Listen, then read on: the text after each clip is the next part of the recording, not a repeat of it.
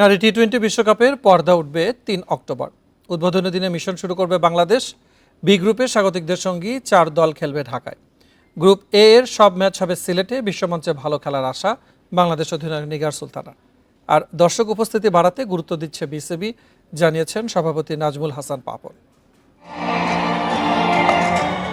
এক দশক পর আবারও নারী টি-20 বিশ্বকাপের আয়োজক বাংলাদেশ। আয়োজন সফলে বিসিবির ব্যস্ততা। প্রধানমন্ত্রীর সাথে ট্রফি নিয়ে বাংলাদেশ ও ভারত নারী দলের অধিনায়কের ফটো সেশন উন্মাদনা বাড়িয়েছে ভক্তদের।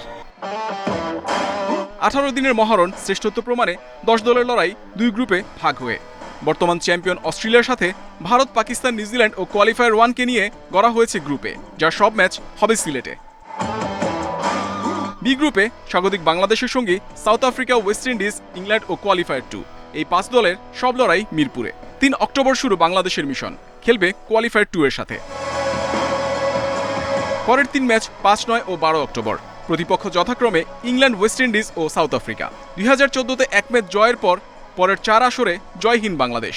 এবার কি কাটবে জয়খরা? গত 4টা ওয়ার্ল্ড কাপ খেলেছি, হয়তো বা এক্সেপ্ট 2014 ছাড়া আমরা কোনো ম্যাচ উইন করতে পারিনি। সো আমাদের ফোকাস প্রথমেই থাকবে যেন আমরা ম্যাচ উইন করতে পারি রিয়েলিস্টিকভাবে। এবং অবশ্যই সবার যদি সাপোর্ট দেওয়া এবং সবাই যদি আমাদের বেস্টটা ট্রাই করি, অবশ্যই আমাদের বিশ্বকাপ বাংলাদেশটা আমরা হয়তো বা ইনশাল্লাহ রঙিন করে রাখতে পারি। সেমিফাইনালের প্রথমটি হবে সিলেটে, দ্বিতীয় সেমি ও ফাইনাল ঢাকায়। সফলভাবে আসর আয়োজনের লক্ষ্য বোর্ড সভাপতির। বোর্ড নিজের উদ্যোগে চেষ্টা করবে যে ওদেরকে মাঠে আনার জন্য। সেটার জন্য হয়তো যদি পেমেন্ট করতে হয় বোর্ড করবে, মানে ওদেরকে পে করতে হবে না। আসর আয়োজনে বাংলাদেশের প্রস্তুতি দেখে সন্তুষ্ট আইসিসি প্রধান নির্বাহী জিও ফেলার্ডিস। বিশ্বকাপ আয়োজন সফল করতে বিসিবির প্রস্তুতি প্রশংসনীয়। প্রত্যাশা পরিকল্পনা অনুযায়ী সব হবে। বিশ্বজুড়ে নারী ক্রিকেট প্রসারে আইসিসি গুরুত্ব দিচ্ছে।